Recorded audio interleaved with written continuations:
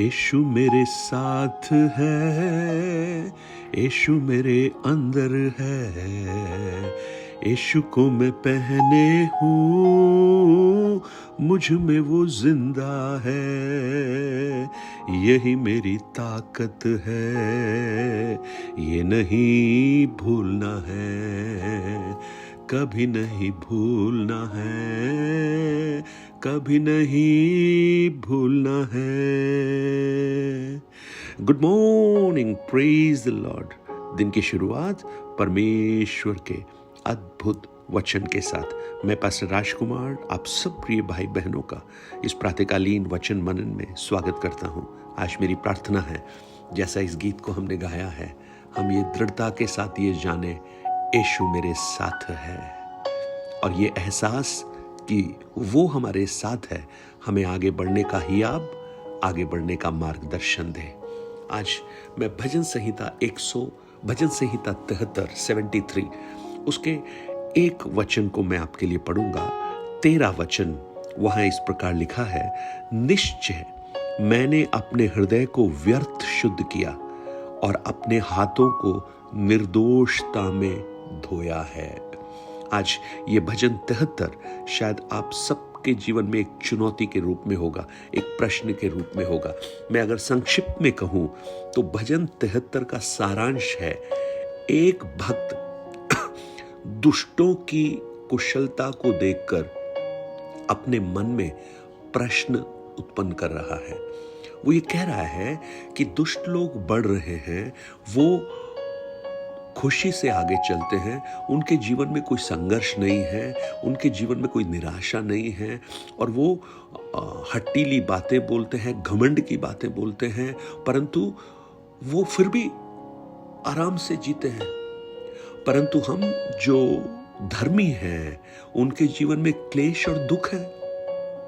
और ये प्रश्न जब उसके मन में आता है तो 13 वचन जो अभी हमने पढ़ा वो पता है क्या कह रहा है, वो ये विचार उसके मन में उसकी आत्मिकता के प्रति एक संदेह पैदा कर रहा है। वो कह रहा है, मैंने व्यर्थ अपने मन को शुद्ध किया है और अपने हाथों को निर्दोषता में धोया है। आज अगर ऐसे विचारों के साथ आप चल रहे हैं तो ये वचन आपके लिए है प्रियो। देखिए, व्यावहारिक रूप से जब हम इस जीवन में आगे बढ़ते हैं, हम प्रभु में चल रहे होते हैं, आराधना में जाते हैं, परमेश्वर के लिए जो कुछ करना है वो सब करते हैं, परंतु उसके बावजूद भी हमारे जीवन में बीमारियां हैं, आर्थिक तंगी है, श्रापों का घेरा है, यानी परेशानियां बहुत सारी हैं। और इन सब के मध्य में जब हम आसपास में दृष्टि उठाते हैं, ऐसे लोग जो प्रभु को जानते ही नहीं हैं, वो प्रभु में है ही नहीं, उनके जीवन को जब देखते हैं तो हम देखते हैं वो तो बड़े आराम से रहते हैं, उन्हें कोई चिंता नहीं है, वे घमंडी हैं, अन्यायी हैं। और यह देखकर कई लोगों को ऐसा लगने लगता है कि हमारा धर्मी जीवन जीने का कोई लाभ नहीं है, कोई फायदा नहीं है। तो आज मैं आपको बताना चाहता हूं, आप अपने विचारों को जब तक परिवर्तित नहीं करेंगे, आपके मन में ये संघर्ष और निराशा बनी रहेगी। अब आप देखिएगा, उस उलझन में जब एक धर्मी पड़ा हुआ है, उसे समझ में नहीं आ रहा है ऐसा क्यों हो रहा है, और ऐसे प्रश्न हम सबके जीवन में आ सकते हैं। तब आसाप एक काम कर रहा है, क्योंकि इस वचन का रचने वाला आसाप है। 17 वचन में हम देखते हैं, 16 और 17, जब मैं सोचने लगा इसे मैं कैसे समझूं, तो यह मेरी दृष्टि में अति कठिन समस्या थी। जब तक मैंने ईश्वर के पवित्र स्थान में जाकर उन लोगों के परिणाम को नहीं सोचा, तब मुझे समझ में आया कि वे फिसलने वाले स्थानों में हैं और गिरकर सत्यानाश हो जाते हैं। यानी अपनी विचारधारा, मानसिक विचारधारा से जब आसाप सोच रहा था, उसे लग रहा था कि उसका आत्मिक जीवन जीने का कोई फायदा नहीं है, क्योंकि दुष्ट बढ़ रहे हैं और उसके जीवन में परेशानियां हैं। परंतु जब वो परमेश्वर के दृष्टिकोण के अनुसार सोचने लगा, परमेश्वर के भवन में जाकर, तब उसे समझ में आया कि अंत जो है वो बड़ा खतरनाक है। परमेश्वर के पवित्र स्थान में जब तक नहीं आया, यानी परमेश्वर की सोच के अनुसार जब तक हम नहीं सोचेंगे, तब तक इस बड़ी प्रश्न का उत्तर हमें नहीं मिलेगा। लेकिन अब उसे उत्तर मिला। क्या था उत्तर? दुष्टों की समृद्धि थोड़े समय के लिए है और उनका अंत विनाश है। आपको मैं बताना चाहता हूं, परमेश्वर की उपस्थिति, परमेश्वर का सानिध्य, परमेश्वर के साथ का गहरा रिश्ता हमारे सोचने के दृष्टिकोण को बदल देता है, हमारे थॉट प्रोसेस को बदल देता है, और हमें ये समझ में आने लगता है कि वास्तविक आशीष जो है वो धन संपत्ति या यहाँ की पद वैभव नहीं है, परंतु परमेश्वर की निकटता है और परमेश्वर के वो धन्य वायदे हैं।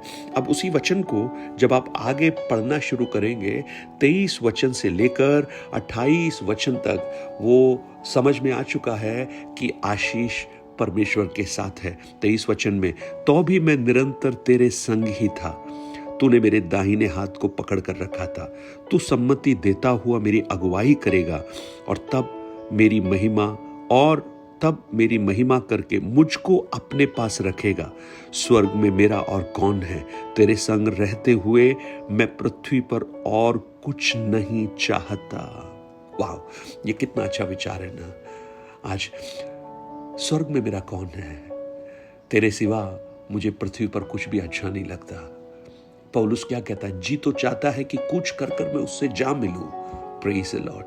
26 वचन को जब आप पढ़ते हैं, वहां पर मेरा हृदय और मन दोनों तो हार गए हैं, परंतु परमेश्वर सर्वदा के लिए मेरा भाग है और मेरे हृदय की चट्टान बना है। मेरा शरीर और मन चूर हो गया है, परंतु परमेश्वर ने मेरे हृदय की चट्टान और मेरा भाग सदा के लिए वो बन गया है। आज मुझे सुनने वाले मेरे भाई, मेरी बहन, आज इस वचन को आप समझिए। यहाँ की आशीषें, यहाँ की जो सफलताएं हैं वो हमेशा की नहीं है। इस संसार में बड़े बड़े लोग आए, धनवान लोग आए, बड़े बड़े पद वाले राजनीतिक, बड़े बड़े सोशल रिफॉर्मर्स, लेकिन सब इस संसार से खाली हाथ चले गए। परंतु जो परमेश्वर की उपस्थिति में है वो इस संसार के लिए सिर्फ नहीं, परंतु उसके बाद एक अनंत जीवन की धन्य आशा भी उनके पास में है। एक बच्चे जब एग्जाम दे रहे थे तो एक बच्चे ने देखा उसका दोस्त परीक्षा में नकल कर रहा है और अच्छे अंक ले आया है। वो दुखी हो गया, लेकिन कुछ ही समय के बाद में ये समझ में आया कि जो नकल करने वाले लोग हैं उनकी सच्चाई सामने आ गई और उनका जो रिजल्ट है वो कैंसिल हो गया और उन्हें स्कूल से भी निष्कासित कर दिया गया। इसी प्रकार जो संसारिक धोखे से, संसारिक तोड़ प्रपंच से सफलताओं को अर्जित करते हैं, उनकी सफलता थोड़े समय की होती है, पर परमेश्वर अंत में न्याय करता है और वो प्रकट करता है कि धर्मी किस प्रकार आशीष को पाएगा। आज मुझे सुनने वाले मेरे भाई, मेरी बहन, आप अपने आत्मिक जीवन को जीने के पश्चात भी अगर आप तकलीफ से गुजर रहे हैं, अगर आप कठिनाइयों से गुजर रहे हैं, बीमारी अभी तक खत्म नहीं हुई, आपको छुटकारा नहीं मिला, वो श्राप अभी भी आपके घर में, आपके परिवार में, आपके बच्चों के जीवन में है, आज भी आप तकलीफों के मध्य से गुजर रहे हैं, तो मैं आपको बताना चाहता हूं, विश्वास कीजिए, प्रभु आपके लिए न्याय करेगा और आप हमेशा के लिए परमेश्वर के उस उपस्थिति में आशीष पाएंगे। भजन 20 को जब पढ़ते हैं, दाऊद लिखता है, किसी को रथों का भरोसा है, कोई घोड़ों पर भरोसा करता है, परंतु हम अपने परमेश्वर यहोवा का नाम लेते हैं। फिर अगले वचन में लिखता है, जिन्होंने रथों और घोड़ों पर भरोसा किया वो तो गिर पड़े और झुक गए, परंतु हम सीधे खड़े रहे। आप इस संसार के जीवन को अगर अनंतता से तुलना करेंगे तो ये बहुत ही क्षणभंगुर है, बहुत छोटा है। यहाँ की सफलता बहुत थोड़े समय की है, लेकिन वो अनंतता, प्रभु के साथ रहना, वो आशीषें हमेशा हमेशा के लिए है। सो उस अनंत दृष्टिकोण की ओर आप अपने मन को लगाइए। जब आप ऐसा करेंगे, परमेश्वरीय अनुग्रह और आशीर्वाद आपके जीवन में प्रकट होंगे। परमेश्वर आपको इन वचनों से आशीषित करे। स्वर्गीय पिता, हम आपके चरणों में आते हैं और धन्यवाद देते हैं प्रभु, आपने अब तक हमें चलाया है, आगे भी आप चलाइए।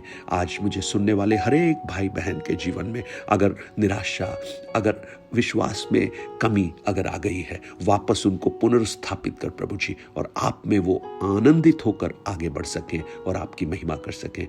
यीशु मसीह के नाम से मांगता हूँ पिता, आमेन आमेन। 9829037837 पर अपने प्रार्थना निवेदन और गवाहियों को हमसे शेयर कर सकते हैं और इन वचनों को औरों तक पहुंचाकर इस सेवकाई को सहयोग कर सकते हैं। Have a blessed day, God bless you.